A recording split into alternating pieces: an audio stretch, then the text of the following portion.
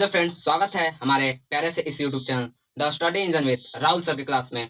और आज हम लोग लेक्चर नंबर 5 कंप्लीट करेंगे, वो भी चैप्टर 1 का, जो कि जिसका नाम है अध्याय 1 रासायनिक अभिक्रिया एवं समीकरण, और इसको इंग्लिश में बोलते हैं क्या, केमिकल रिएक्शन एंड इक्वेशंस। तो चलिए बने रहिए, अंत तक देखिए जरूर। आज डिस्कस करेंगे वियोजन अभिक्रिया पे।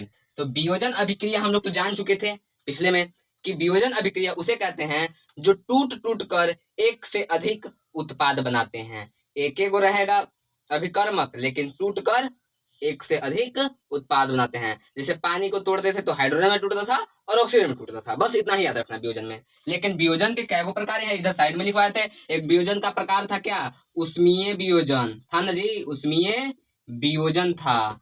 एक और था, क्या था जी, प्रकाशीय वियोजन, प्रकाशीय वियोजन, ठीक है। एक और था वैद्युतीय वियोजन, वैद्युत वियोजन।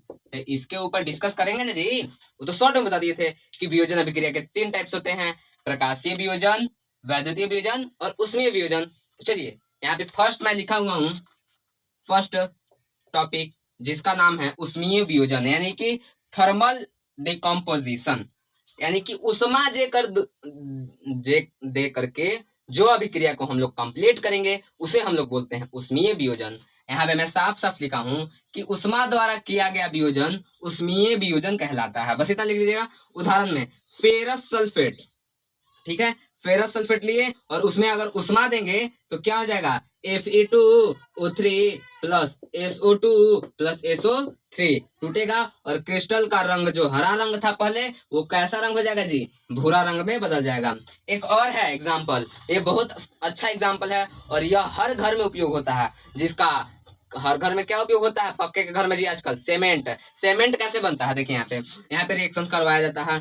कैल्शियम यानी कि कैल्शियम कार्बोनेट, यानी कि चूना पत्थर को उष्मा देकर तोड़ा जाता है तो वो टूट जाता है CaO और CO2 में सीमेंट का निर्माण हो जाता है। ये तो है उष्मीय वियोजन।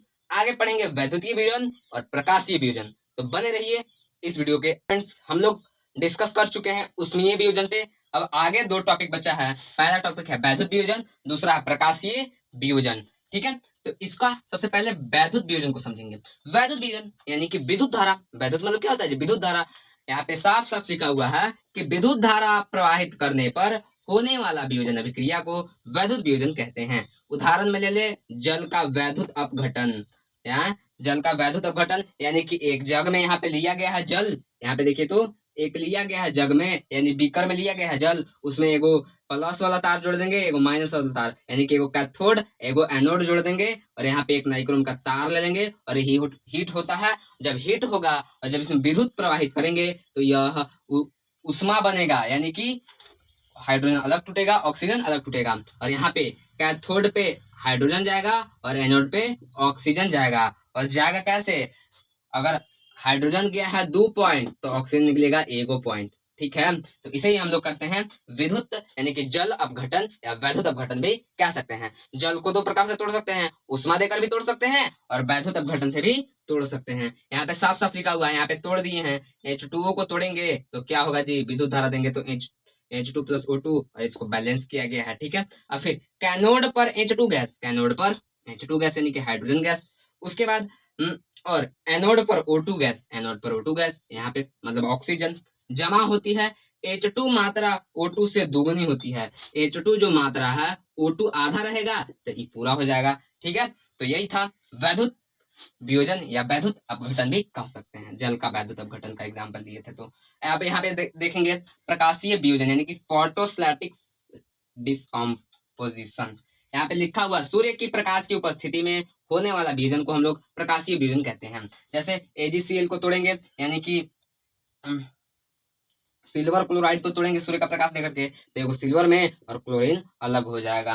और यहाँ पे सिल्वर ब्रोमाइड को तोड़ेंगे तो यहाँ पे सूर्य का प्रकाश देंगे तो सिल्वर अलग यानी कि Ag अलग और ब्रोमीन अलग हो जाएगा। और इसका खासकर प्रयोग कहाँ करते हैं जी, स्वयं श्वेत फोटोग्राफी यानी कि ब्लैक एंड व्हाइट फोटोग्राफी में। ब्लैक एंड व्हाइट फोटोग्राफी निकालना रहता है तो उसमें हम लोग का ये बहुत हेल्प करता है प्रकाशीय वियोजन। तो कैसा लगा ये वीडियो, यदि इस वीडियो को अच्छा लगा है तो इस वीडियो को लाइक करें, शेयर करें, अपने दोस्तों के पास शेयर जरूर करें। और यदि इस चैनल पे नए हैं तो चैनल को सब्सक्राइब जरूर करें। और एक और हम लोग लेक्चर लेके आएंगे। यहाँ तो अभी पढ़े हम लोग क्या, अभी तो वियोजन अभिक्रिया पे है डिस्कस किए ना, फिर पढ़ेंगे विस्थापन, द्विविस्थापन, फिर रेडॉक्स अभिक्रिया, यानी कि एक और लेक्चर में लेकर के आएंगे ये तीनों का डिस्कशन। और ये जो चैप्टर है, चैप्टर नंबर 1 बोले हम लोग रासायनिक अभिक्रिया एवं समीकरण, chemical reaction and equation, class 10th का साइंस का चैप्टर नंबर 1 कंप्लीट हो जाएगा। उसके बाद हम लोग मैथ का चैप्टर नंबर 5 को पढ़ेंगे अच्छी तरीके से, एक एक क्वेश्चन को, एक एक कॉन्सेप्ट को समझेंगे। तो इस चैनल पर नया है तो चैनल को सब्सक्राइब जरूर करें। चलिए अपने दोस्तों के पास से एक शेयर जरूर करें और कमेंट करें कि कैसा लगा मेरा ये लेक्चर।